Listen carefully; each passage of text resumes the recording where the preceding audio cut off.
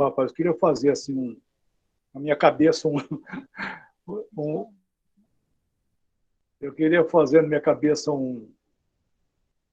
uma, uma montagem, né? Desculpa eu falar assim, sobre a árvore da vida. Então eu não tive tempo. Semana foi muito corrido, né? Não deu tempo nem de não deu tempo nem de pensar, né? Então os irmãos me perdoem aí que o versículo 7 nós vamos pular ele e vamos na próxima carta. E daí, o senhor permitindo, a gente volta desse versículo 7, né? Por isso vai ficar esquecido, né? Pode ser assim também, ou não? Tá tudo bem? Pode pular? Claro, irmão. Bom, não tem problema não. A gente crê que é o Então Senhor da tá direção bom. de tudo, né? É. Então, como é que faz aqui? A gente lê aqui só a carta de Esmirna, né? Ah, Isso. Até o 11, não? deixa eu ver aqui. Esmirna vai até o 11, não é isso? Até o Acho que é do 11, 8 ao 11. isso. Isso, até o 11. Vou aumentar mais um pouquinho aqui, caso... Pode ser na revista atualizada que eu estou aqui? Tal, ou você quer que leia aí?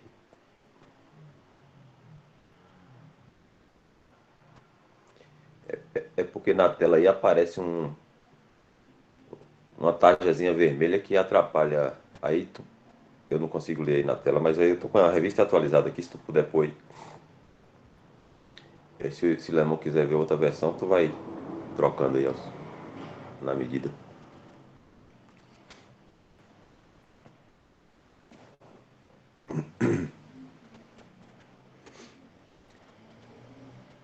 Então eu vou ler aqui na versão revista e atualizada.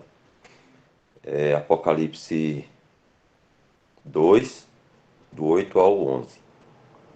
Ao anjo da igreja em Esmirna, escreve: Estas coisas diz o primeiro e o último, que esteve morto e tornou a viver. Conheço a tua tribulação, a tua pobreza, mas tu és rico, e a blasfêmia dos que a si mesmos se declaram judeus e não são, sendo antes sinagoga de Satanás. Não temas as coisas que tens de sofrer.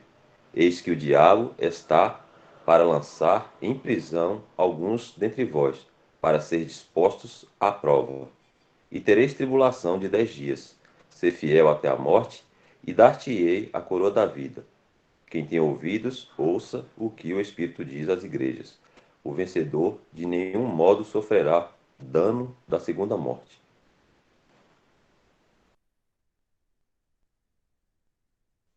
Obrigado, irmão.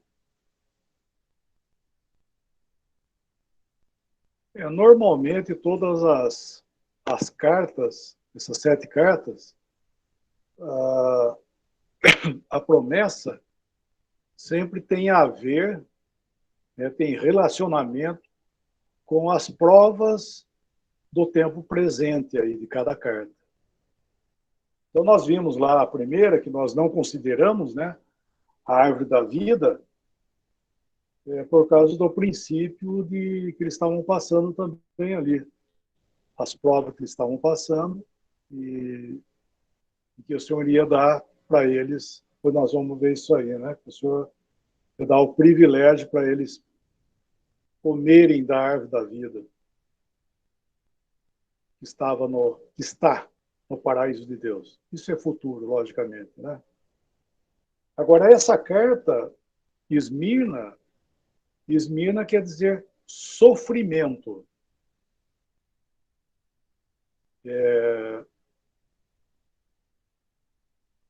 Agora ficou maior.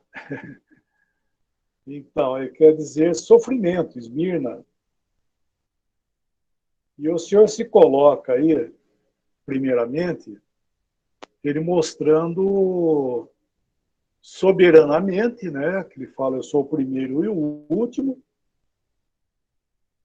que esteve morto e tornou a viver. E isso tem muito a ver, porque o último versículo também, o versículo 11, o último versículo dessa carta, né? o versículo 11, ele fala sobre o vencedor não sofrerá o dano da segunda morte, porque eles estavam sofrendo o dano da primeira morte. Nós vamos ver isso aí. Eles estavam sofrendo o dano da primeira morte. Então, já na apresentação do Senhor, aqui nessa carta, nós vemos que ele se coloca, sendo o primeiro e o último, que isso é soberanamente, e ele se coloca nessa posição que esteve morto e reviveu. Então, ele está compartilhando com os irmãos ali da Esmirna de tudo aquilo que eles estavam passando. E iam passar ainda, porque essa carta foi escrita antes que acontecesse, né? Antes que as coisas acontecessem. Então, esse tempo aí, esse período de Esmirna durou 146 anos. Ele começou logo depois de Éfeso, né, logicamente, no ano 167, e vai até 300 e pouco, 313, mais ou menos. Então, esse período foi um período de muita prova.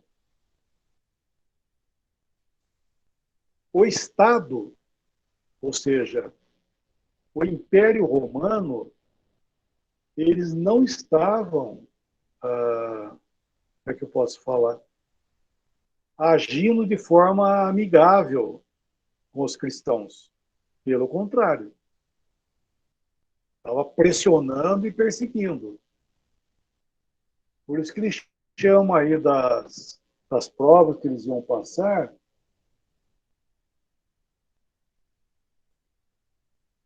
versículo 10, ele fala assim: não temos as coisas que tem que sofrer. Eis que o diabo está para lançar em prisão algum dentre vós, para ser dispostos à prova e tereis tribulações de 10 dias. 10 dias. Esses 10 dias, teve uma investida que os romanos fizeram que durou 10 anos. Mas esses 10 dias refere-se ao tempo inteiro, aí, porque foram, como eu disse, mais de 140 anos. E isso foi espaços de tempo. Foram 10 investidas, praticamente, que eles deram, e eu acho que foi a última que foi a mais cruel, que durou 10 anos sem cessar. Eu não sei bem a história, mas é mais ou menos isso aí. Então, não quero me comprometer muito com a história, mas esse é o fato que estava acontecendo, que eles estavam sendo perseguidos de forma que eles estavam padecendo, né, duramente, perseguições, tribulações e mortes, muitas mortes, porque os romanos, eles matavam feio mesmo, né? Eram queimados e etc. e tal, queimavam os cristãos. Então, o que ele está mostrando aí é que o Senhor está compartilhando com eles que ele também já esteve morto.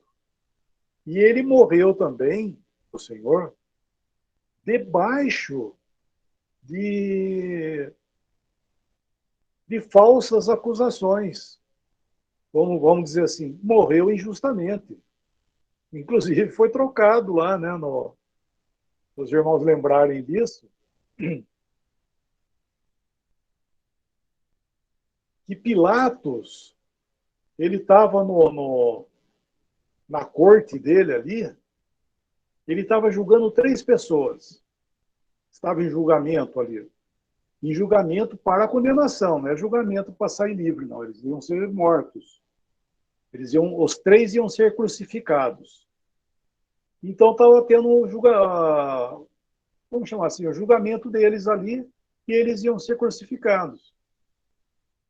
Nós sabemos o nome de um só, que era Barrabás. E os outros 2 nós não sabemos o nome. Então, esses 3 que estavam lá.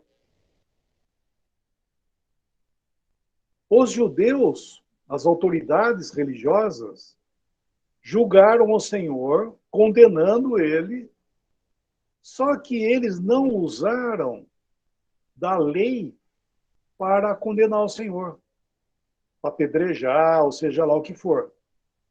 Eles pegaram o Senhor. Deixa eu fechar aqui que está aparecendo um negócio. Eles pegaram o Senhor e levaram lá na corte lá de Pilatos. Então, o Senhor foi introduzido lá no meio. Ele foi uma quarta pessoa que apareceu lá no. Tinham 3, apareceu mais um, que era o Senhor, para ser julgado lá no meio. Por isso que ele reclama lá que vocês têm a sua lei, porque vocês não julgam segundo a sua lei, porque ele estava fazendo o julgamento deles ali e trouxeram o Senhor para ser julgado ali no meio. Pô, vocês têm sua lei, julgam vocês lá de acordo com a sua lei, de trazer esse homem aqui. E daí começa aquela politicagem, né? Eles falam, se não for assim, não vai ser amigo de César, e começa aquela apelação, e daí o Senhor teve que ficar ali no meio deles para ser julgado com os malfeitores e foi condenado também, porque daí Pilatos, para lavar as mãos dele, escolhe um então aí, ó. Escolhe quem que eu vou soltar e daí escolheram, nós sabemos uma história, escolheram Barrabás e entregaram Jesus para ser crucificado.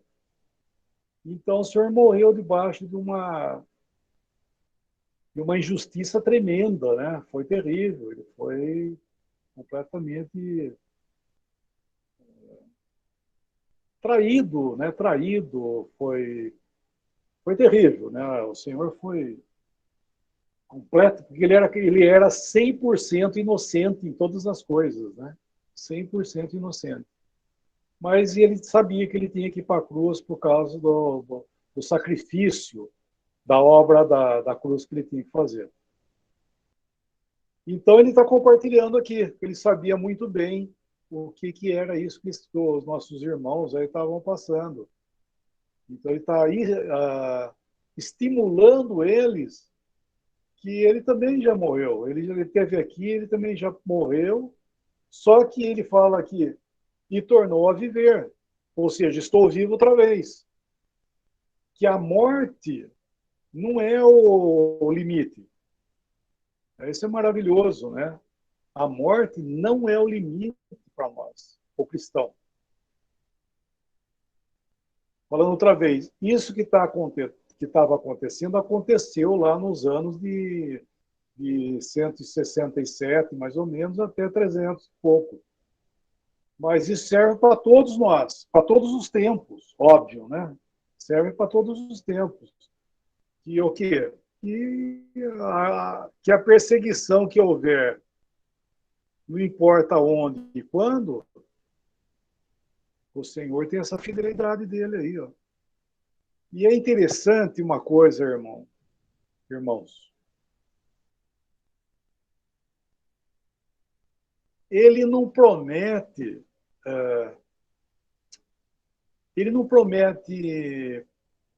livramento, sabe? Ele promete consolo, ele promete socorro no sentido de conforto para eles, porque eles iam passar por aquilo ali.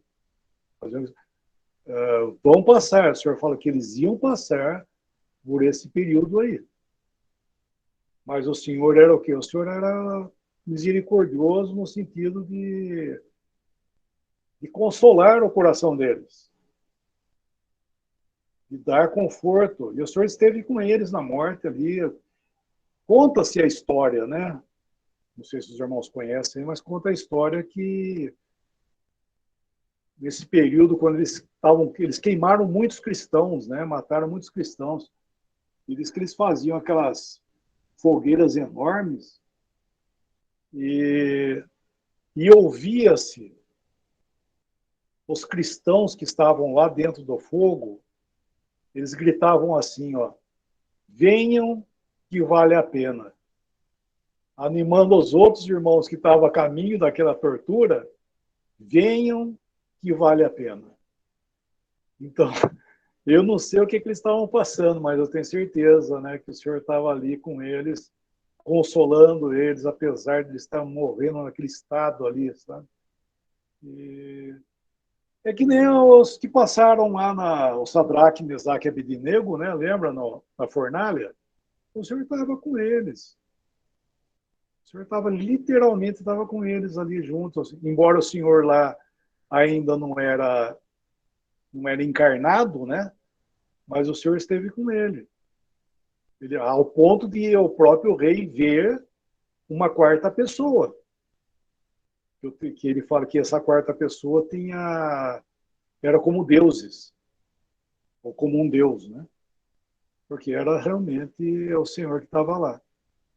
E esses aqui passaram a mesma coisa, eles foram queimados, torturados, e o Senhor esteve com eles de forma, tenho certeza, assim, de forma milagrosa, à altura dos sofrimentos. Então, quando o Senhor concede, né, isso é interessante, quando o Senhor concede sofrimentos, ele sempre vai dar a medida da qual ele vai ajudar, ele não vai dar... O Paulo fala isso, né, que não sobreveio a vós nenhum sofrimento além da medida. Eu não lembro bem o versículo, mas ele fala isso aí. Que não existe sofrimentos e provas além da medida. Porque o Senhor é justo, ele não deixa você ir além das medidas, da capacidade, né? Então, aqui o Senhor estava fazendo isso aí, estava consolando eles por aquilo que eles iam passar, porque era um período de perseguição dos romanos. Falou alguma coisa, não deu tempo de ver.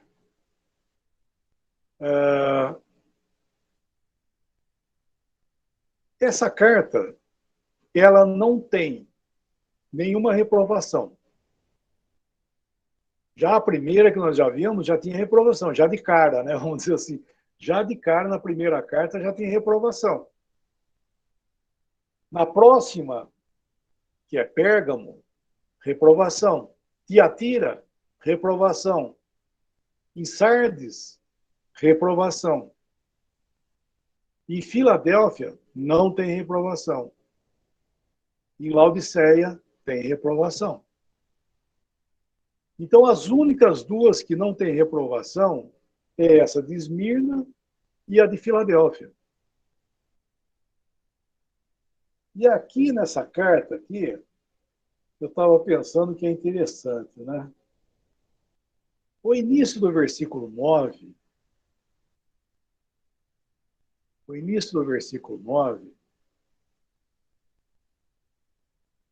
ele diz assim, ó, conheço a tua tribulação, a tua pobreza, que aparece isso, agora apareceu.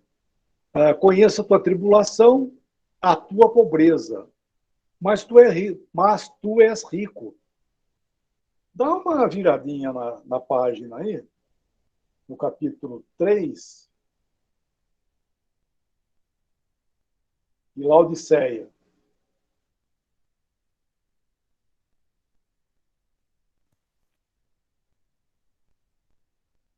Versículo 17.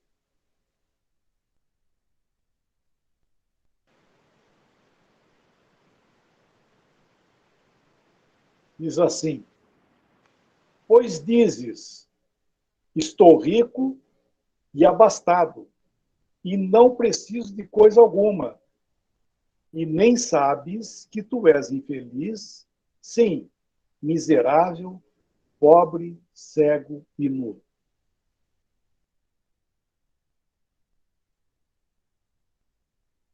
Nem sabes que tu és miserável, pobre, cego e nu. Tu dizes, estou rico e abastado. Aqui, né, nessa carta que nós estamos ali em Esmirna, nós vemos o contraste. Né? No capítulo 2, versículo 9, ele diz, versículo 9, conheço as tuas obras, perdão. Versículo 9, conheço a tua tribulação, a tua pobreza, mas tu és rico. Lá, Eles estavam falando que eles eram ricos, mas o Senhor estava mostrando que eles eram pobres, miseráveis. Era o contrário. Aqui, eles estavam realmente no estado de, aparentemente, né, de pobreza por causa da tribulação que eles estavam passando. Era tribulação e pobreza, porque era uma situação terrível. Porém, o Senhor fala, mas tu és rico. Então, é maravilhoso que realmente essa palavra riqueza não tem nada a ver com os pertences aqui desse mundo. E nem, assim, a aparência de... Como é que eu posso falar? A aparência de prosperidade, de coisas aqui desse mundo e também das coisas aparentemente Luxo, religiosas. Oi? de luxo, uma coisa assim. Não, mas não, eu digo assim, no sentido de riqueza espiritual, sabe, de coisas parecidas. E eles não tinham nada disso, eles estavam perseguidos e errantes, no sentido que eles não tinham nem condições de ficar reunindo, né, tendo liberdade de reunião. Eles estavam numa perseguição, tribulação e, consequentemente, não tinham nada, né, também, né? Eles não tinham nada, porque o sistema civil do tempo ali, eles estavam privados, porque, como cristão, eles estavam sendo colocados de lado, né? E daí o que eu quero dizer é que eles não tinham nada. Mas o Senhor está falando, tu és rico. Então, eu estava pensando que o contraste que existe lá em Laodiceia é porque nós estamos vendo lá em Laodiceia que a pretensão, né, é a pretensão de grandes bênçãos, de poder, e etc. e tal, e também de riquezas aqui nesse mundo. Acha que a bênção é para desse mundo aqui, é para essa vida. E não é isso. E aqui em Esmirna, nós estamos vendo que eles estavam entendendo isso. Eles estavam aceitando, vamos usar essa palavra, né? Eles estavam aceitando do Senhor o que eles tinham que passar. Eles estavam dizendo sim ao Senhor. Porque ele fala, quer ver aí nesse versículo 9, conheço a tua tribulação, a tua pobreza, mas tu és rico.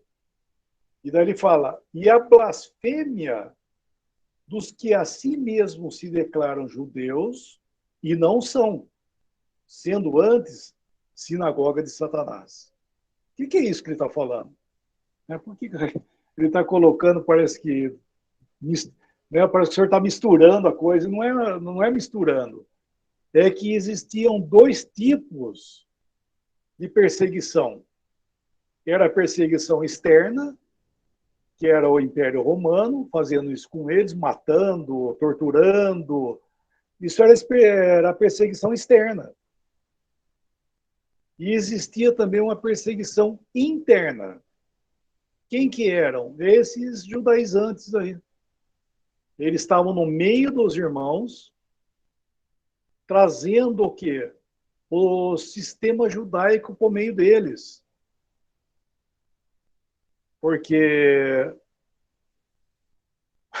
é dureza, né, cara? É rir para não chorar, viu? Porque o sistema judaizante, ele promete bênçãos aqui nesse mundo. Esse é o caráter da bênção judaica, pela lei, é bênção aqui nesse mundo.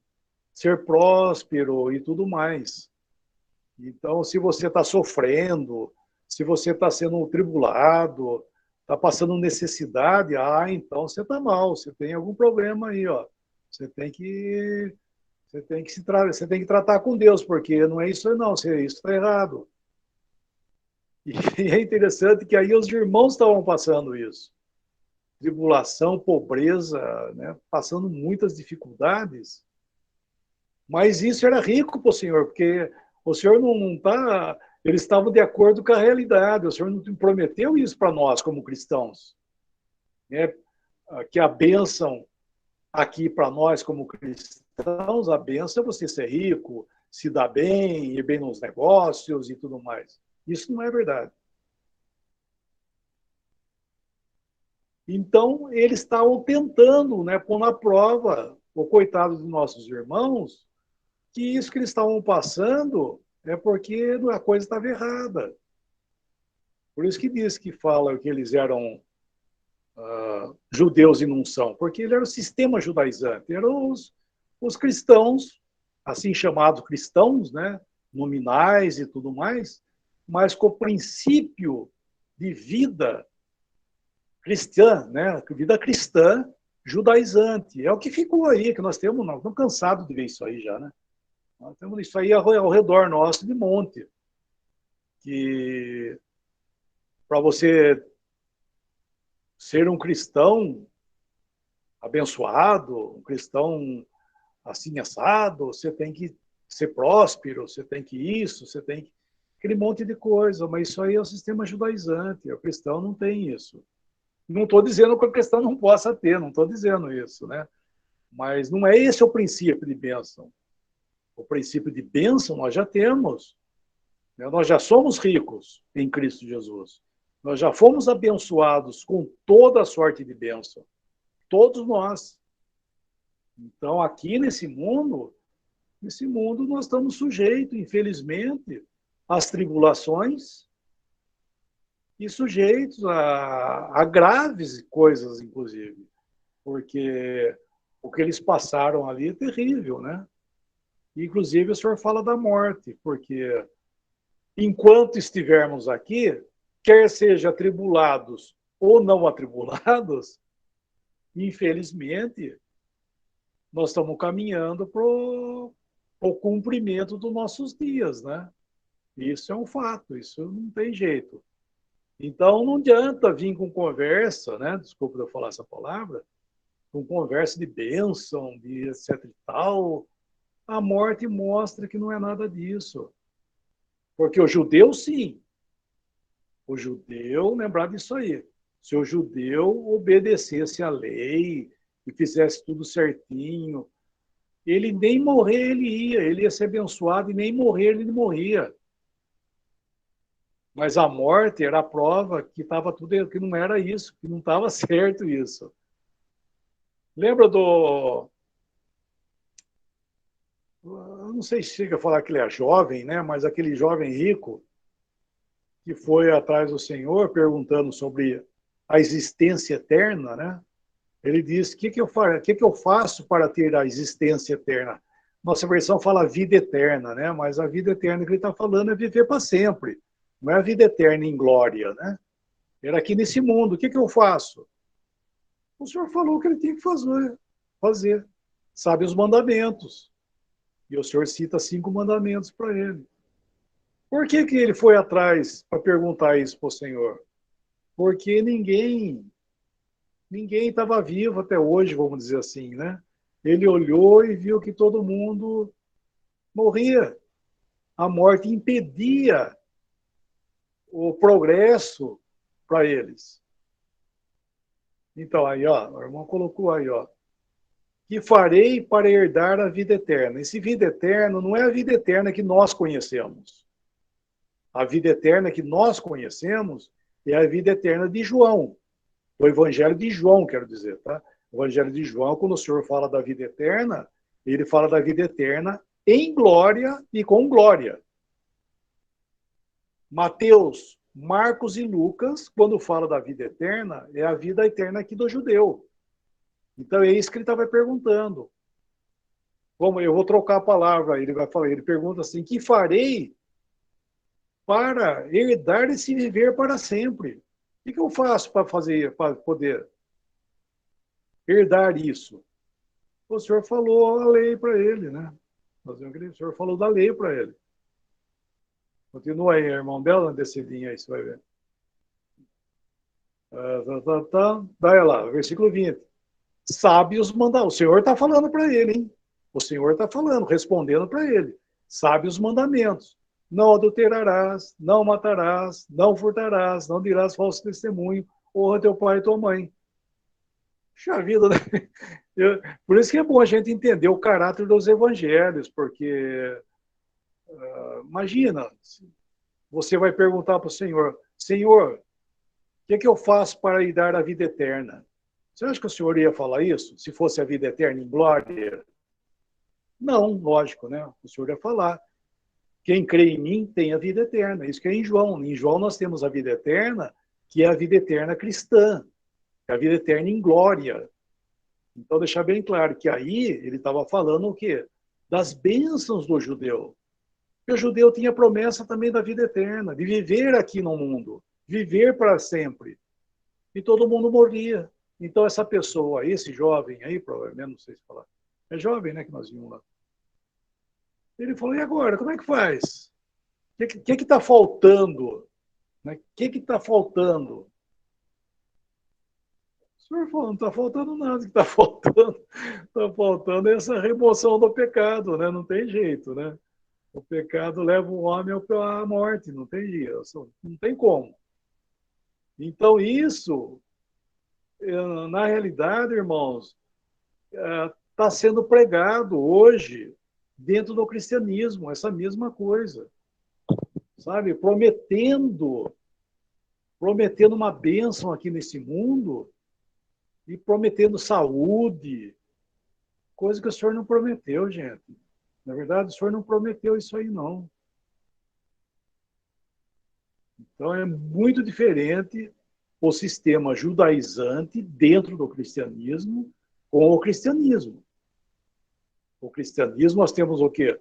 Nós temos a realidade da vida aqui nesse mundo, estamos sujeitos a tribulações, enfermidades e até mesmo a morte. E isso está impedindo as nossas bênçãos? Não, de jeito nenhum. Nossas bênçãos celestiais e a nossa vida é com o Senhor, não vai ser aqui nesse mundo.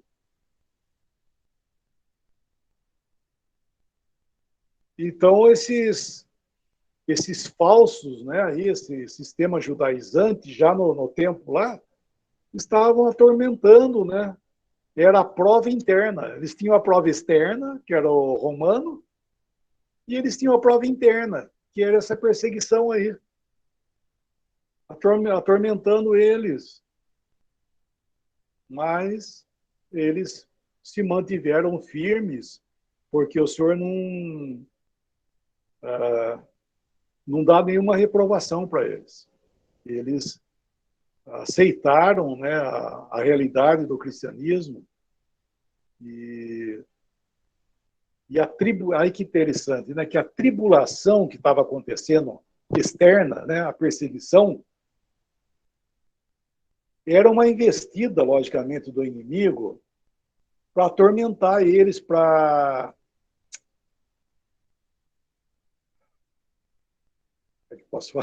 afugentar, né, para não estou achando a palavra, para botar medo, né, para botar medo neles, para eles negarem até a fé, né, vamos chamar assim, né, até para negar a fé. Ninguém abre mão. Não existe na história um cristão que tenha aberto a mão, vamos dizer assim, né? Dado em mão aquilo que eles tinham da sua fé. Pelo contrário, eles iam até a morte e não abriam mão disso aí, não. Então, isso era interessante que o inimigo viu isso aí. Falou, eu acho que nós vamos ver na próxima carta. Ele viu que não tinha jeito. Falou, ixi, quanto mais apertar esses homens aí, pior vai ficar a situação, porque Eles não abrem mão mesmo, eles não abrem mão da fé.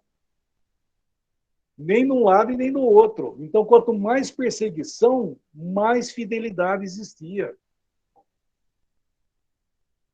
E nós vamos ver que na próxima carta, o inimigo, o que ele faz? Ele muda. Né? Ele desliga esse botão e liga um outro, vamos chamar assim. Que é fazer o quê? Fazer amizade com o povo de Deus. E não forçar perseguição e inimizade. Mas é interessante que isso que eu estava pensando aí, que nessa carta, que não tem nenhuma reprovação, existe esse sistema judaizante citado aí no meio. E na outra carta, falando outra vez, na outra carta, onde não existe reprovação, que é Filadélfia, dá uma olhadinha no versículo, deixa eu pegar na Bíblia aqui, no capítulo 3, né, que é Filadélfia.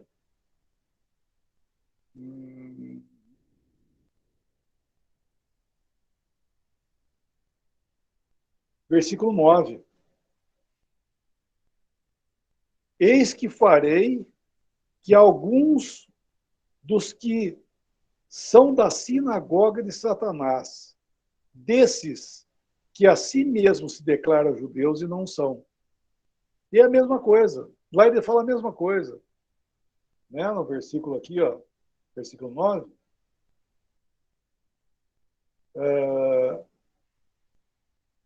A blasfêmia dos que a si mesmos se declaram judeus e não são. Antes, são sinagoga de Satanás. E ele fala a mesma coisa aqui em Filadélfia, onde não existe reprovação também. Então, nós vemos que em Filadélfia não havia perseguição, como estava acontecendo em Esmirna. Em Filadélfia, o estado que estava até então era de pura pobreza espiritual, né? Era uma pobreza espiritual, onde que veio de Tiatira, Sardo, né? O Sardes, né? Era aquela pobreza, não tinha nada, não tinha vida. Não que não tivesse cristãos salvos, mas não tinha vida.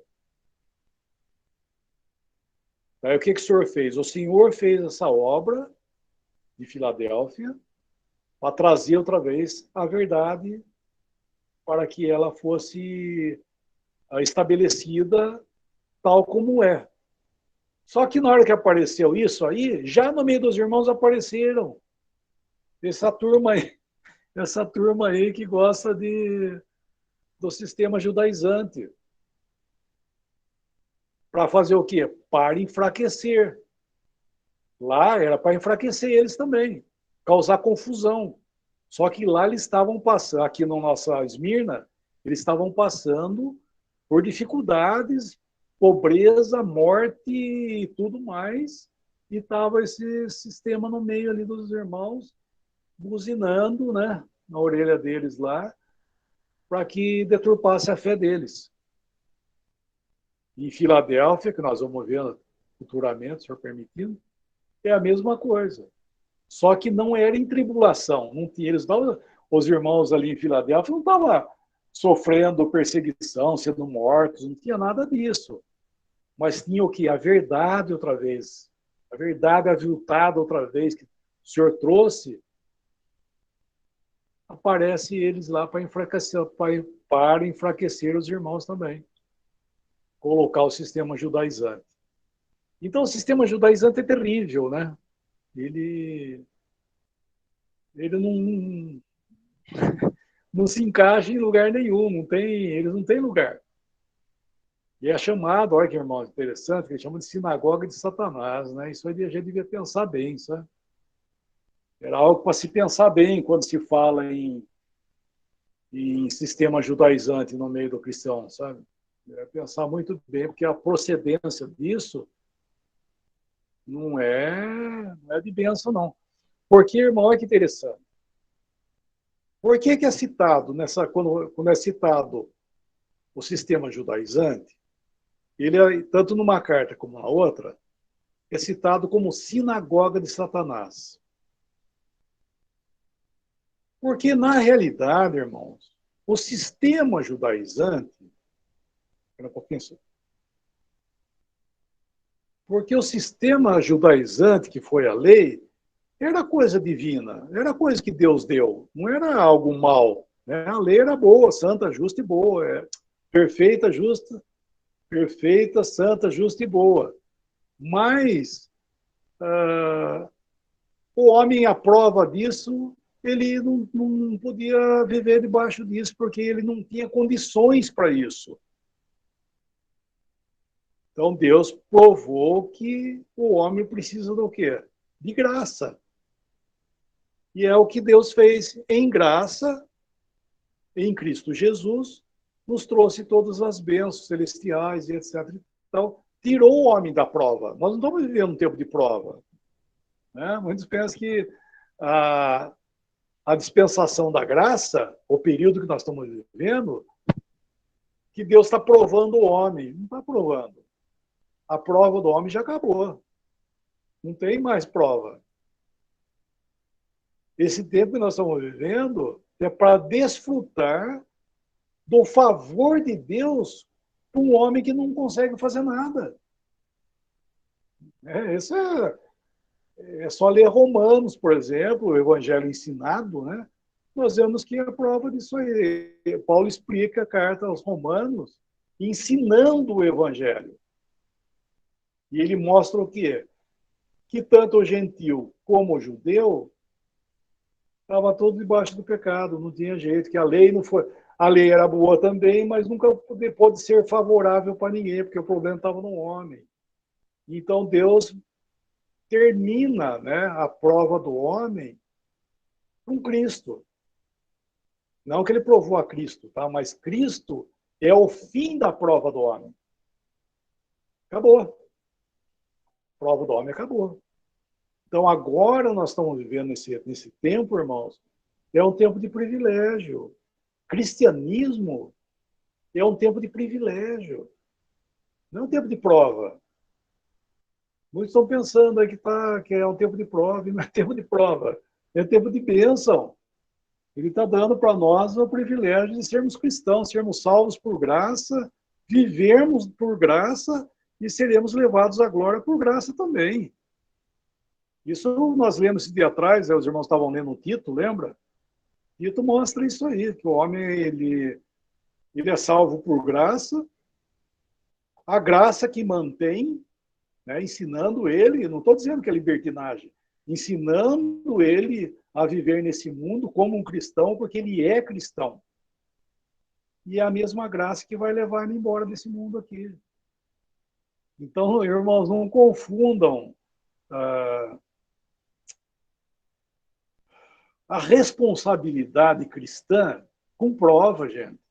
Né? Não confundam isso, porque senão vira justamente o que estão fazendo aí. Acho que nós estamos vivendo um tempo de prova, que tem que fazer, que se você não fizer, você vai perecer. Isso não é verdade.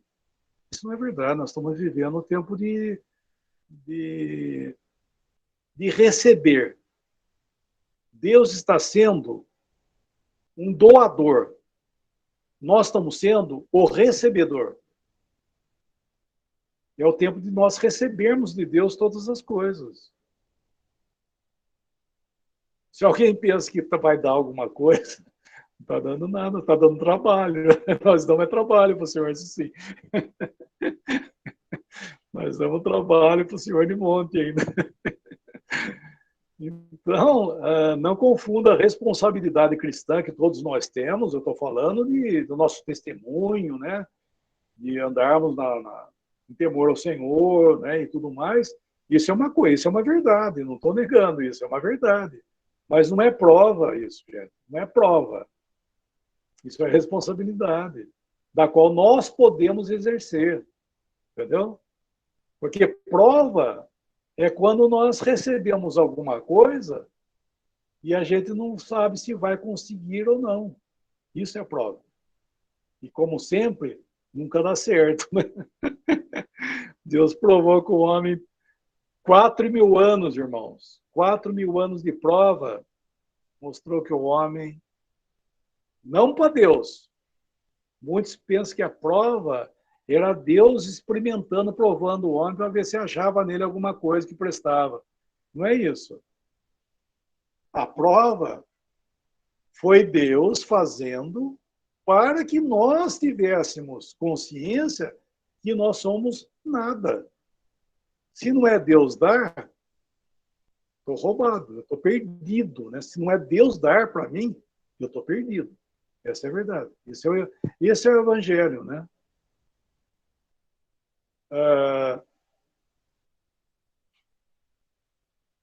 O Evangelho mostra para nós, a doutrina de Paulo, né? Mostra nós em duas condições. Uma é morto, quando nos fala da soberania de Deus, o homem é morto, e até isso Deus tem que fazer. Tem que dar vida para ele responder para Deus. Até isso Deus tem que fazer. O homem é visto como um morto. Isso é Efésios. Porque ele tá elevando as verdades da carta de Efésios ao mais alto possível. Né? A carta a carta aos Efésios, que Paulo escreveu, é a mais alta que tem. E diante dessa altura, dessa grandeza, o homem é visto o quê? Como morto. Né? Se não é Deus da vida para ele, não responde. E, por outro lado, nós encontramos também, em Romanos, o homem vivo. Mas em que estado? Enfermo, fraco, debilitado, moribundo. Entende? Então, mesmo apresentando ele vivo, ele é apresentado como um homem incapaz. Por quê? Porque essa é a graça, né? A graça põe um homem num estado que ele reconhece que ele precisa. Ele não tem nada, ele precisa. E o evangelho que chegou para nós, irmãos, é isso aí, não é verdade? Se alguém pensa diferente, porque não conheceu, não sabe o que é o evangelho. Então, se alguém pensa que Deus está colocando ele em responsabilidades, em provas, né, melhor dizendo, perdão, em provas, que Deus está provando se você vai ser fiel, não sabe o que é evangelho, então, sabe? O evangelho da graça, não sabe o que é isso. Não sabe, porque o evangelho da graça, falando outra vez, Deus não está provando o homem, não. O homem já foi provado e declarado que ele é nada. É Deus que tem que dar e nós precisamos de tudo. Nós estamos precisando de tudo. Nós não temos nada. Nós temos. Por isso que eu não falo. Quero dizer, quando a palavra fala para nós de responsabilidades, é responsabilidades por aquilo que nós já temos. E não responsabilidades para adquirirmos alguma coisa. Se houver qualquer coisa que eu tenha que fazer, irmãos, qualquer coisa que eu tiver que fazer, estou perdido. Tá? Se eu tiver que fazer alguma coisa, eu estou perdido. Então, irmãos, não confunda você ter responsabilidade, fazer porque você é muito diferente de você fazer para conseguir alguma coisa. Isso não existe. Esse é o falso evangelho. O falso evangelho é isso aí. Que você tem que fazer para você manter ou conseguir alguma coisa de Deus. Isso é errado, irmãos. Isso é errado. Isso não é responsabilidade. Isso é prova. Você falar desse jeito. Falando outra vez, deixar muito claro isso aí. Responsabilidade. Por exemplo, por que eu não me... Vamos dizer assim, eu vou dar um exemplo bem simples. Por que eu não me envolvo com as coisas desse mundo para ser cristão? Não, eu não me envolvo com as coisas desse mundo porque eu sou cristão. Entende a grande diferença? Eu não faço ou faço coisas porque eu sou cristão. Eu não faço ou não faço para ser cristão. Isso está errado. Esse é uma grande diferença. Né? E o sistema judaizante mora justamente nesse ponto aí, ó, que para você obter alguma coisa, você tem que fazer, e essas coisas daí vêm acompanhado com essas grandezas, com bem-estar de vida, prosperidade, e um monte que isso que é a benção para o cristão. Aquele versículo que fala assim, eu não sabia disso, né? Aquele versículo de João que fala assim, eu vim para que tenham vida e a tenham em abundância. E falaram esses tempos atrás que essa abundância aí é a riqueza, é o bem desse mundo aqui, é vida abundante, é vida próspera. E, gente, que coisa absurda, rapaz. Ali é o Evangelho de João, não é Mateus, não é Marcos, né? É o Evangelho de João, a vida abundante ali, a vida eterna. E eu vim para que tenham vida, a vida eterna, que é a vida abundante. Né? Não tem nada a ver com... Nossa, imagina. Porque se fosse isso, né, irmão? Esses irmãos aí, ó, estavam tudo roubado mesmo, né, coitado. E os que morreram já no passado, na carta de Éfeso, aqui na primeira carta que nós lemos, que foi Paulo, Pedro, João, tudo cristão, como é que fala? Cristão fajuto. Né? Todo mundo morreu desgraçado, desculpa a expressão, né? Morreram desgraçadamente, né? De só forma trágica, só perseguido, com fome. Então, e cadê então? Cadê o que Paulo falava, né? Se esse é o evangelho de Paulo, mas coitado do Paulo, ele nunca teve nada desse homem na vida. Como é que pode isso? Então, realmente não é. Então, o irmão já colocou aí, João 10:10. Então, essa vida em abundância é a vida eterna. É a vida eterna que ela é intocável. Por isso que ele coloca aí, né? Ele fala de roubar, que é o mal, né? O inimigo, né? Roubar, matar, destruir.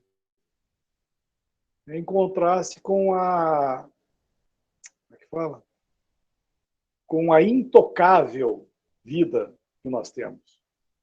É intocável. O ladrão, ele alcança, né? Mas nós não.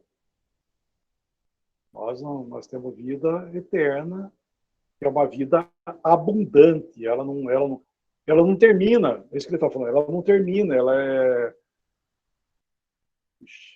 é plena. Ela é plena.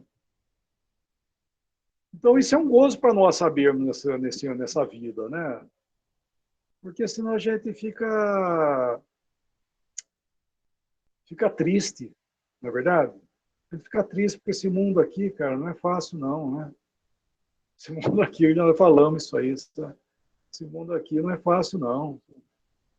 Eu que tá falando de peito erguido aí é mentira, né, irmão? Porque aqui, quem não tem problema, né? Quem não tem dificuldade, né? Pergunta aí, pergunta aí para todos aí, sabe? Qual de vocês, sabe, não tem problema na vida? Levanta a mão aí. Uma vez estava pregando, sabe? Pregando, tinha um monte de pessoas assim, ouvindo o evangelho. Eu falei desse jeito, eu falei, olha, se alguém não tem problema nessa vida, aqui presente, levanta a mão que eu quero conhecer você. Se você não tem problema, gostaria muito de conhecer você. Não tem quem vai levantar a mão, irmão. Quem não tem problema, gente? Na verdade, quem não tem problema, essa vida é uma vida, é um mundo de problema.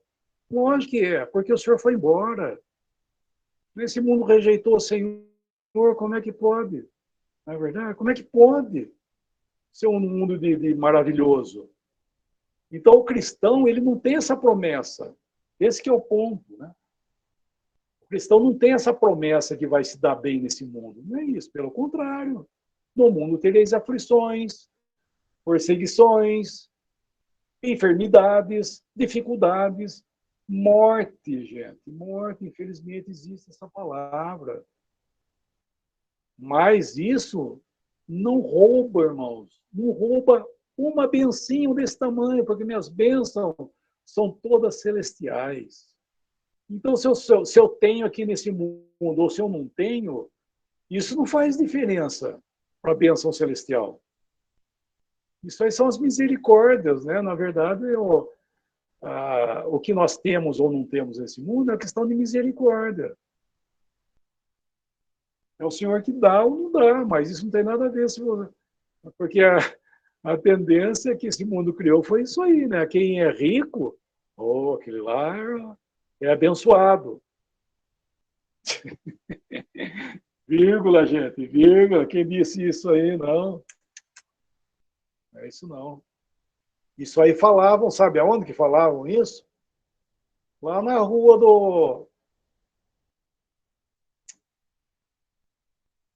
do rico lá, de Lucas. Lá em Lucas, o rico e Lázaro, o pessoal que passava na rua da casa dele, ela falava isso aí para ele. Pô, esse homem é uma bênção, olha. Esse homem é abençoado. Ele vive bem, vive regaladamente. É isso que falavam. Eu olhava para Lázaro, que estava na porta desse homem aí, morrendo ali de uma forma miserável. Esse que há? Esse é um miserável. Isso aí não vale para nada. Isso aí é amaldiçoado. Morreram os dois. Quem foi lá, não sei, do pai Abraão? Foi o Lázaro que foi. Aquele que era olhar aos olhos do mundo ali, era o miserável. E aquele que era visto como grandão, que benção, um homem abençoado, porque tinha tudo, se vestia bem, era próspero. Onde é que ele estava? Ele estava naquele estado infernal. Longe, separado, o Eterno está lá até hoje, está esperando ressurreição para ser lançado no lago de fogo. Então, meus irmãos, não confundam, sabe, bênção aqui nesse mundo. Porque esse evangelho que está sendo pregado muitas vezes aí, tem esse caráter aí, sabe? Que só é abençoado, só é não sei o quê, quem está nadando por cima, sabe? Aquele que é pobre, miserável, esse aí não... Nossa, o que é isso, gente? É um risco, né, esse evangelho, por causa dessa questão aí. A pessoa coloca, como é que eu posso dizer, rapaz? Coloca a estabilidade na riqueza. Aquilo que Paulo fala lá em 1 Timóteo capítulo 6, né? Deposita a sua confiança na instabilidade da riqueza. E é isso que acontece, sabe? Esse evangelho aí está colocando as pessoas a certeza nessa instabilidade. Por quê? Por que a instabilidade? Porque Deus não prometeu nada disso. O Senhor também não prometeu nada disso.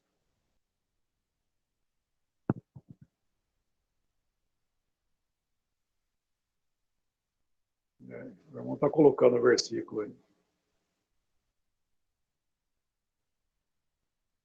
Mas em Deus, em que tudo nos proporciona. O que ele proporciona? Ele proporciona o necessário para nós.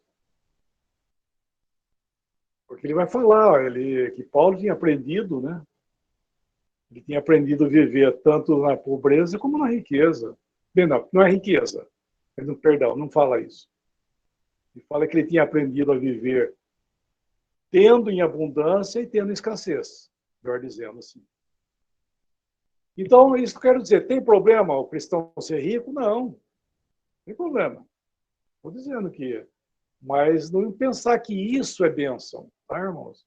E o irmão pobre, não pensar que ele não foi abençoado. Pelo contrário, todos nós temos a mesma bênção, todos fomos abençoados igualmente. Então é um risco muito grande, porque, falando outra vez, isso faz parte do sistema judaizante. É você ter como prova de que você é abençoado ou coisa parecida, e é coisas que você tem que fazer. Né? Você tem que fazer. Aí, aí não dá certo. Vou botar aqui na nossa. Então ele acha aí, voltando lá no versículo 9, então ele é chamado essa turma aí, né? Sinagoga de Satanás. Porque quem dá o princípio, né, da onde surge isso, é do inimigo, é o diabo, é Satanás, né? Satanás é que lança essa. É daí que brota isso aí. Não brota lá. Na verdade, não brota das verdades de Deus do Velho Testamento. Não brota de lá. Brota de Satanás. É deturpação daquilo que Deus estabeleceu.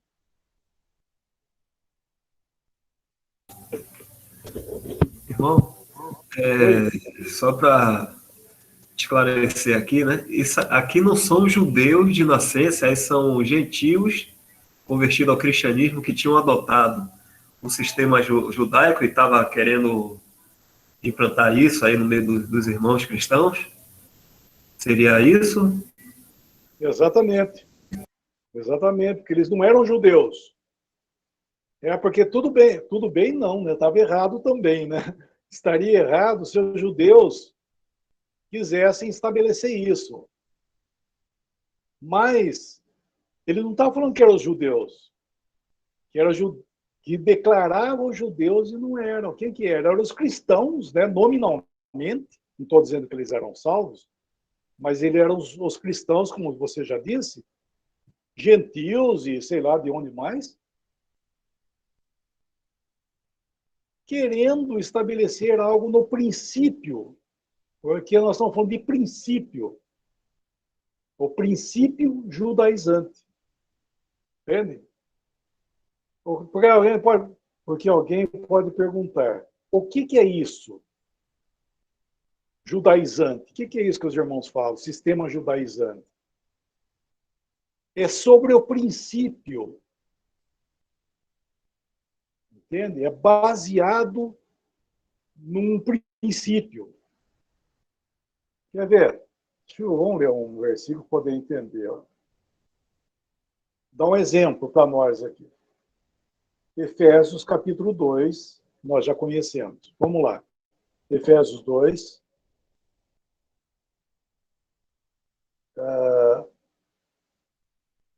versículo 9, 8, 9 e 10. Por favor, eu vou tomar uma aguinha aqui. Ó.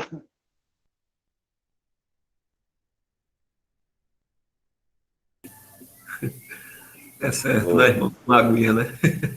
Vá, Welton, desculpa aí. Certo, vamos lá. Porque pela graça sois salvos, mediante a fé. Isto não vem de vós, é dom de Deus, não de obras, para que ninguém se glorie, pois somos feitura dele, criados em Cristo Jesus para as boas obras, as quais Deus de antemão preparou para que andássemos nelas.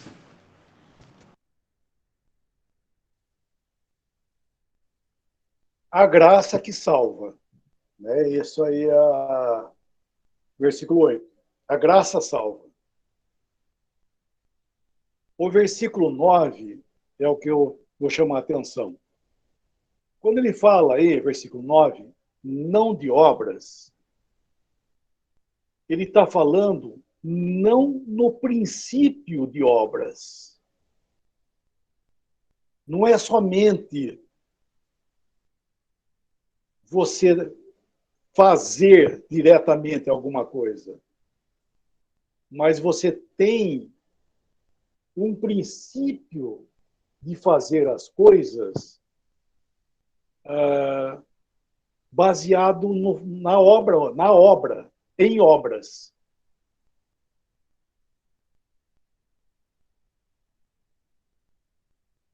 Olha lá, o Darby fala bem lá. Não com base no princípio das obras. Entende? Porque é o princípio, não é somente a coisa fazendo, não é, não é a coisa avultada. Ele está tratando do princípio.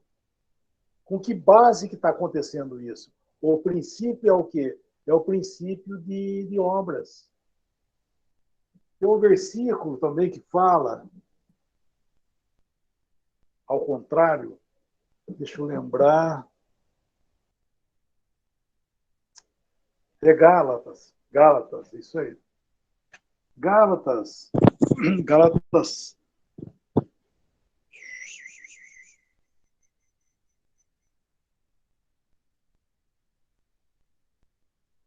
Gálatas 5:5, irmão, por favor.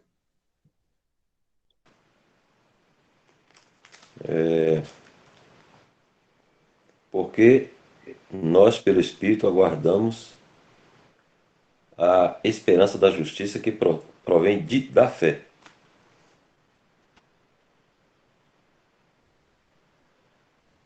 Ô, Dal, põe um Darby aí, fazendo favor.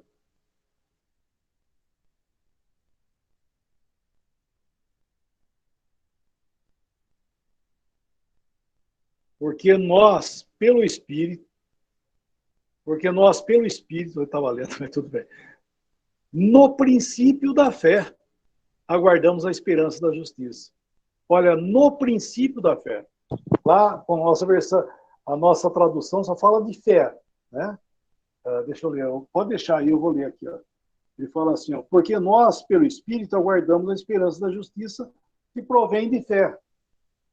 Mas é com base, o princípio da vida cristã, é princípio de fé, não é princípio de obras, que aparece lá em Efésios, né? Porque a salvação, ela não é no princípio de obras, ela é no princípio da fé, da graça de Deus. Entende?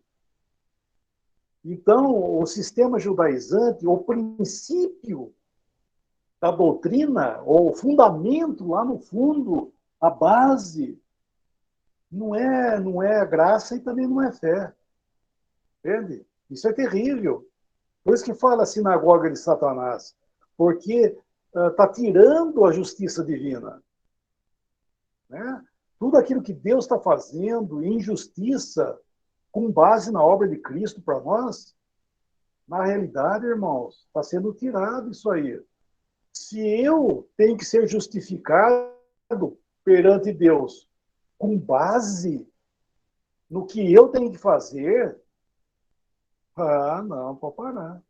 Se eu, na minha vida cristã, a manutenção da minha vida cristã tiver que ser baseado no princípio de obras, tá errado, irmão, está tudo errado, pode parar aí. Por isso que é comparado como sinagoga de Satanás, porque está roubando a justiça divina, a obra de Cristo.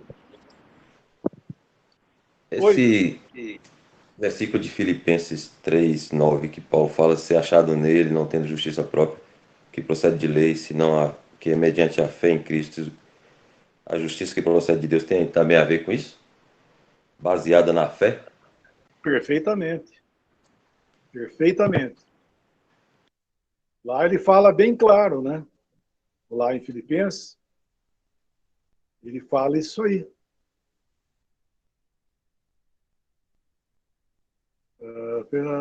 Isso aí, ó. Versículo 9, ó. E ser achado nele, não tendo justiça própria, que procede de lei. Não é da lei, de lei. Senão a justiça, né, que é mediante a fé em Cristo Jesus, ou em Cristo. A justiça que procede de Deus, baseado na fé. Ela não procede de lei. Muitos pensam que é da lei, e não é da lei. Da lei ele já acabou de falar lá em cima, que a lei não prestou para... Perdão, não é bem essa palavra. A lei, bota um pouquinho só, irmão. Deixa eu abrir aqui também para poder pegar na minha vida, que aí não enxergo, não dá para ler mais para cima. Não dá para ler mais para cima. É Filipenses 3, né, que nós estamos aí, né? Ele fala do versículo 4, 5, 6 e 7, ele vem falando da lei, a lei mesmo, da qual ele era um judeu, né? Perdão, ele era da tribo de Benjamim, né? Conhecido como judeu, mas ele era da tribo de Benjamim, e ele era um israelita, e ele era irrepreensível. Mas tudo aquilo que a lei deu para ele, a lei de Deus, deu para ele, ele viu que não servia para nada. Pelo contrário, fez dele um inimigo de Deus. E o que ele fez? Ele considerou tudo aquilo, versículo 8, tudo aquilo que hoje... tem que rir, né? Paulo estava considerando como esterco, como é que fala a versão aí? Versículo 8. Como perda, tem outra versão fala, considera tudo como esterco, por causa da sublimidade. Hã? Refúgio. Refúgio. A minha. Fala refúgio. Então, você vê que ele estava considerando tudo isso como perda, como refúgio. Ou seja, para mim não serve para nada. E isso que ele estava considerando, tudo isso como perda, é tudo aquilo que a lei, a lei não, é tudo aquilo que a religião quer fazer hoje do homem. Aquilo que Paulo estava considerando como perda, a religião quer construir o homem em cima daquilo ali. E daí Paulo vai mais longe no versículo 9. Voltando lá no nosso versículo 9.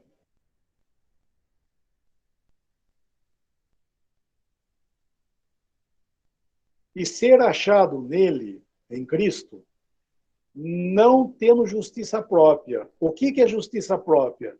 É tudo aquele que procede de lei. Não é da lei, é de lei. Por que de lei? O que é isso de lei? É aquilo que você faz. Né? Não estou dizendo que você faz, mas aquilo que nós fazemos de nós. Regras de vida, condutas cristãs. Sabe? Você se afirma como se estivesse fazendo grandes coisas, sabe? Só que isso não está baseado em fé, não está baseado na justiça divina, está baseado na justiça própria, irmão. Nossa, olha, isso é terrível, sabe? Isso é terrível. O homem querer, o cristão, tá? Ele está falando de cristão, ele não está falando de incrédulo, ele está falando dele mesmo, que ele não queria ser achado tendo justiça própria. O que é justiça? É a lei. É lei, não a lei, viu, irmão? Não estou falando de lei, 10 mandamentos e os 1000 mandamentos lá, não. É coisa que o cristão faz aí, sabe?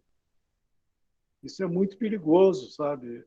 Por isso que eu estou dizendo, uma coisa é você fazer as coisas para o Senhor, sabe?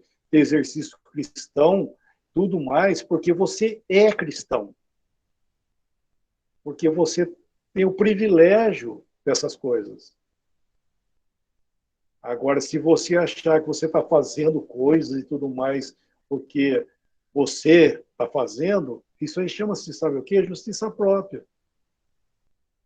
É que nem ler a Bíblia, não é verdade? Eu vou dar um exemplo bem assim. Os irmãos aí, por favor, me entendam, tá? É a mesma coisa, sabe? Começar a ler a Bíblia. Aí eu leio a Bíblia e começo a ler. Imagina eu sentar aqui agora e começar a falar assim, irmãos, ó. Ô, irmãos, eu leio a Bíblia todos os dias, viu? Eu não deixo de ler a Bíblia nem um dia, eu não fico um dia sem ler a Bíblia. E mais uma coisa, eu levanto 5 horas da manhã para ler, e depois eu gasto meia hora orando. O que é isso, gente? Eu posso perguntar, tem algum mal nisso? Não tem mal nenhum. Não é verdade? Não tem mal nenhum. Se eu quero levantar 5 horas da manhã para ler, para orar, ter meu exercício, amém, irmão. Puxa, que bom, né? Que bom. Mas fazer disso o seu diferencial, isso chama justiça própria. Isso não passa do teto.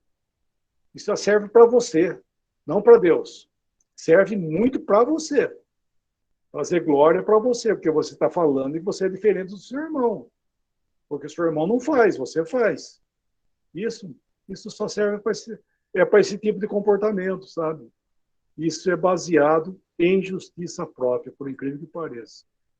Eu não penso que justiça própria só coisas, né, do mundo, e não é isso, é coisa cristã. Ele está falando de vida cristã, e não está falando de vida secular, de vida cristã. Então, a base, né, o irmão perguntou, né, o que ele está falando aí é justamente, como é a base, é o princípio de fé.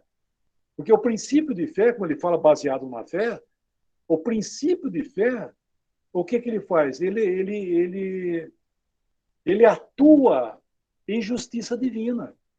Entende?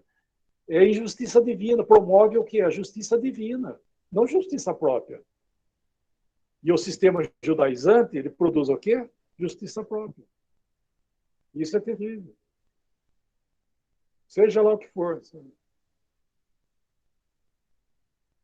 Aí. Aí, ó. Então, isso é muito importante, né? Que nós vamos entender isso aí. E tanto nessa carta que havia perseguição, né? Eles estavam sofrendo, morrendo, mas eles estavam bem. Estavam sofrendo tribulação, perseguição, pobreza, morrendo, mas eles estavam bem. O Senhor falou, tu és rico. Estavam bem. E quem que estava lá atazanando a vida deles? O sistema judaizante. Trazer confusão, justiça própria. E ali em Filadélfia, a mesma coisa, sabe? O Senhor tinha abençoado, trazido eles a verdade de todas as bênçãos, da justiça divina. Quem que estava lá? Estava lá o sistema judaizante outra vez aparecendo na história. Então, irmãos, guarda disso, sabe? Guarda muito bem dessas coisas aí, porque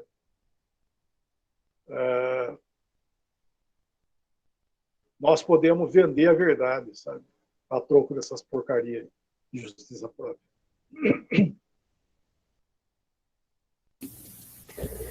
Vamos lá, irmão. São 9h32. Muito boa aí o assunto, né? E deixa eu ver aqui, o irmão José Nilton parece que tem alguma pergunta. Está com a mão levantada aí.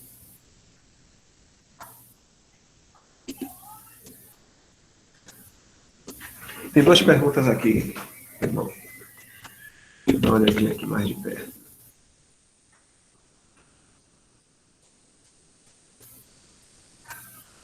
Deixa eu ver aqui, acho que o irmão faz um comentário só. É possível que o irmão Limão ainda não tenha jantado. E o adiantado do horário manda a prudência e o discernimento, orar e dormir. Parece que já foi respondido, viu? Se eles tinham alguma dúvida aí nas situações. Mas tem a irmã aqui que está perguntando. Deixa eu ver aqui. Larissa. Irmão, é errado nós cristãos pedir prosperidade aqui na terra, dinheiro. Ela coloca entre parênteses. Mas tendo consciência que nossa bênção não é aqui.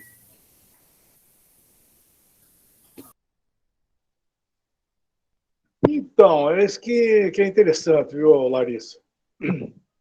É o que eu acabei de dizer quando nós lemos lá 1 Timóteo capítulo 6, né? Que Paulo lá não está censurando nenhum cristão de ser rico ou trabalhar, né?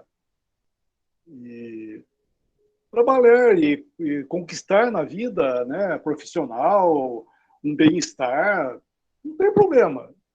Não tem por isso, estou falando, não tem problema nós orarmos, né?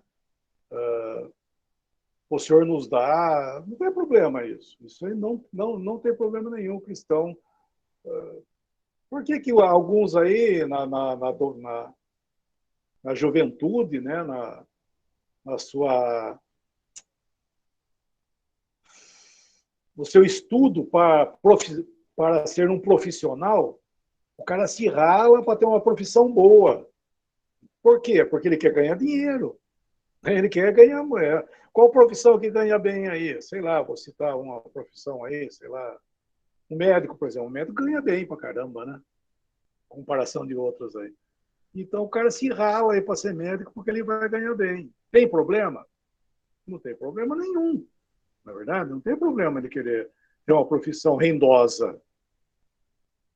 Agora, tudo isso desde que ele tenha a direção do Senhor nisso, né? Porque lá fala assim, ó, lá em Timóteo fala, os que querem ficar ricos caem em tentação e muitas ciladas perniciosas. Os que querem ficar, entendeu? Porque não tem problema ser, não tem problema se você ser rico, né? Ou se tornar, ser pobre, se tornou, ficou rico. O que que tem? Que bom, né? Que bom que se tornou rico, né? E, mas aquilo olha, irmã, eu vou dar um exemplo, já citei isso, mas não sei se foi nessa live aqui de Salvador, mas eu vou citar, por exemplo, outra vez. Deixa eu ver aqui. Ó. Deixa eu ver o que eu tenho aqui. Bom, eu não tenho nada, mas eu vou pegar algum exemplo. Dá um exemplo aqui.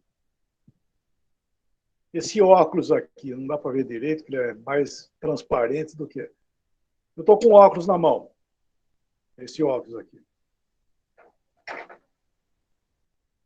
Oh, mas eu queria tanto um óculos, viu? Eu queria um óculos que fosse assim, assim, assado, coisa e tal. Tem problema eu querer um óculos bonito, e, né, do jeito que eu quero assim, eu vou mandar fazer um óculos. Tem problema?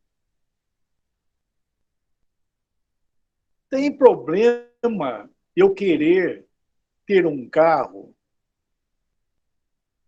Tem problema eu querer ter uma casa? Tem problema esse etc e tal?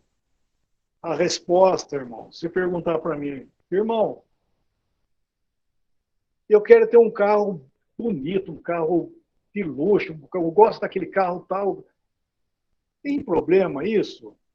A minha resposta para tudo vai ser a mesma coisa. É em comunhão com Deus ou sem comunhão com Deus que você vai querer isso? Entende? Então não tem problema nenhum eu querer ter um carro bom. Não tem problema. Mas isso eu estou fazendo em comunhão ou sem comunhão com Deus? Então, essa vai ser sempre a resposta.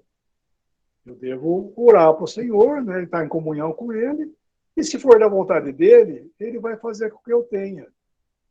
Só que você corre o risco dele não querer que você tenha, e você vai ter também. Daí esse é o problema. Daí você cai em cilada. Por isso que fala, aqueles que querem ficar ricos, caem em ciladas. Ele falou que o rico não sei o quê, agora ele está falando que não pode ficar rico. Ele não está falando que não pode ficar rico. Ele está dizendo que aqueles que querem ficar rico, entende? Sem comunhão. Ele falou aqueles que querem. Então não tem problema eu ser, mas eu tenho que estar em comunhão com o Senhor, né? Em comunhão que eu devo fazer as coisas. Entende? Então não tem problema nenhum, né? Ter as coisas não tem problema. E entender também que, por ter isso, você também não é mais abençoado do que o outro, porque você tem uma URV e eu tenho um Volkswagen e você é mais abençoado porque você tem um RV, eu tenho só um Fusquinha velho. E não é isso, né? A diferença não é essa aí, não. Não é nesse ponto que a gente vê a diferença de espiritualidade. Né? Espiritualidade são todos iguais.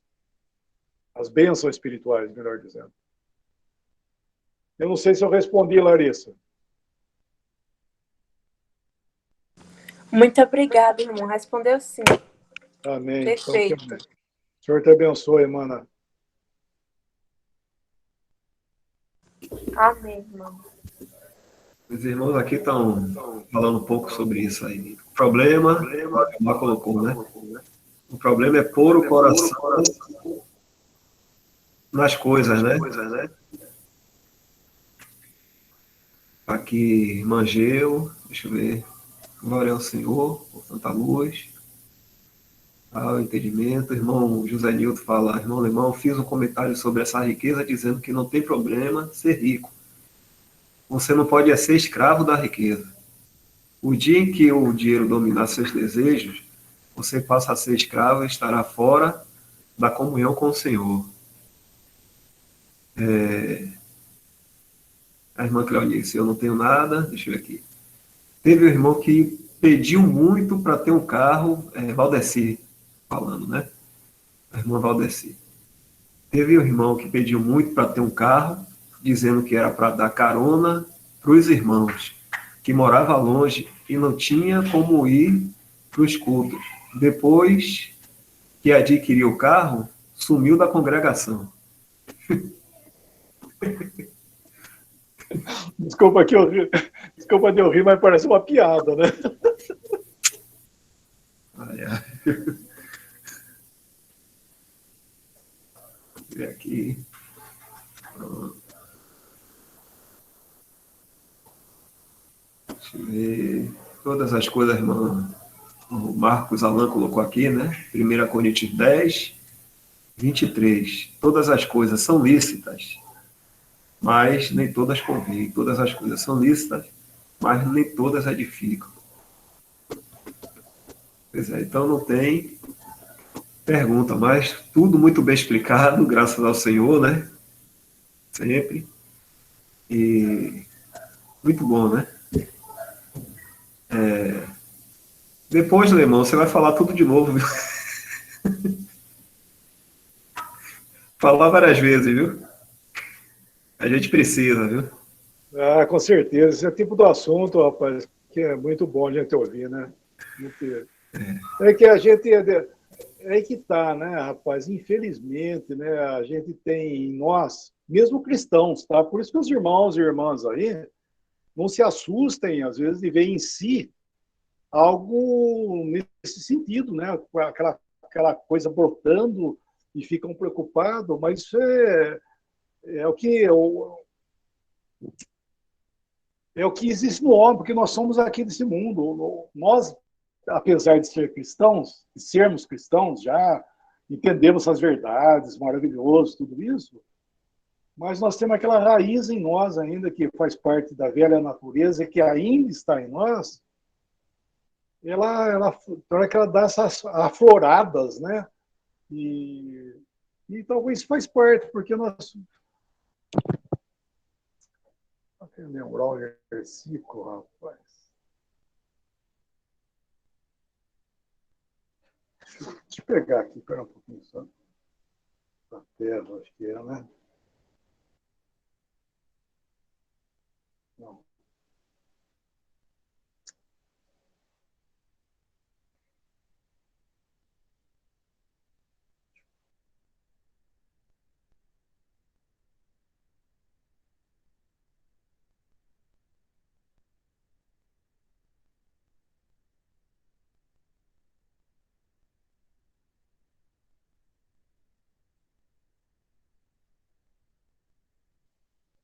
Eu não lembro, rapaz, deu um branco aqui.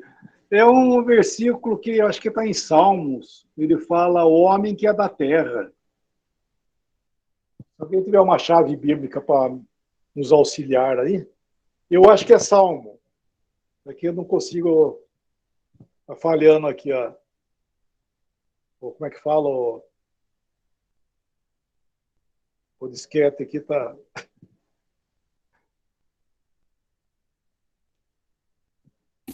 O homem que é da terra. Tem algumas aqui, Lemão. Vou ver aqui para você. Quero lembrar, mas. Deixa eu ver aqui. Nome da terra, não prossiga mais sua violência. Tem usado a sua violência. Pera, eu vou compartilhar aqui para ver se você vê se é algum desses versículos. Viu? Espera aí. Espera aí, rapidinho. Ah, não, aqui agora está meio complicado aqui.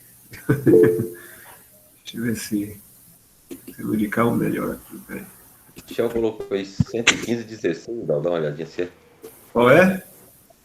Salmo 115,16. Michel pôs aí no chat. 115. Peraí, com calma, ver aqui. 115,16. As propagandas aqui não é muito boa. Deixa Deixa eu botar aqui. 16, 17, parece. Pronto, peraí.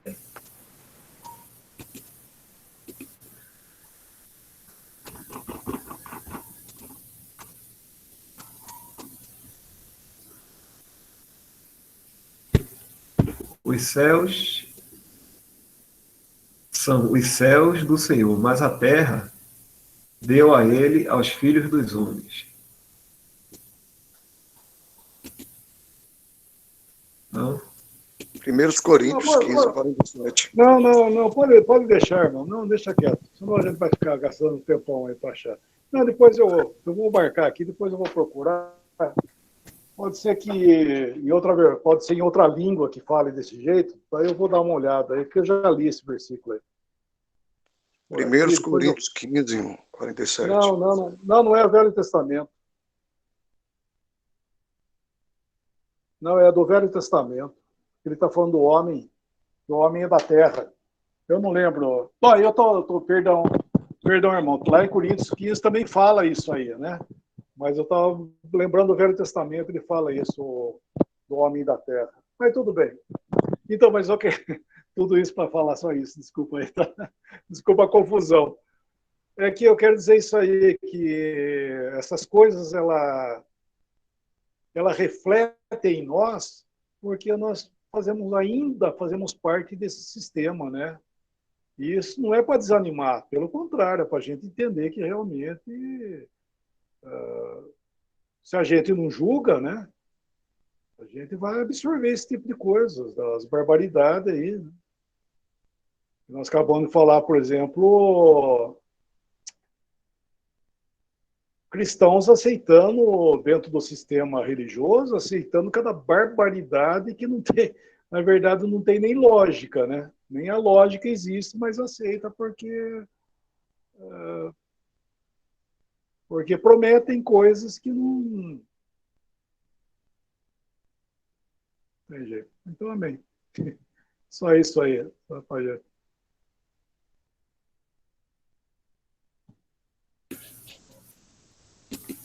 Então, tudo ok, irmão. Quando você lembrar e quiser, você traz, né? O assunto é sempre bem-vindo, né? Importante. E aí eu marquei aqui, vamos ver se eu vou procurar onde é que eu li. Então, tudo ok. Então é isso aí. Maravilha. Mais uma reunião que o Senhor nos permite, né? Trazer aos nossos corações, nosso entendimento aí, essas questões do cuidado que a gente tem que ter na nossa vida cristã aqui, né? E, como o irmão falou, a graça que nos salvou, é bom repetir isso, né, irmão? Para estar bem firme na nossa mente. A graça nos ensina e nos sustenta aqui também, nos mantém. E a graça é que vai nos levar também. Se tiver errado aí alguma coisa, pode me corrigir, irmão. Isso é importante.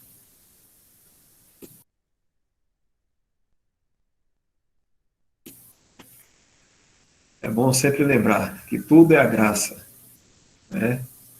Estamos de pé aqui por graça. Essa reunião aqui é o Senhor que está permitindo. Tudo assim. Se a gente quiser fazer alguma coisa para ganhar, errado. Não é princípio de obras, né? Muito bom. O irmão Wesley aí, o Wesley chegou, né? Chegou do trabalho. Quer agradecer, Wesley? Você ainda tá. Oi, Dal. Oba, Wesley. Oi. Quer agradecer para a gente estar encerrando? Vamos agradecer. Nosso Deus, nosso Pai, agradecemos a Ti, ó Pai,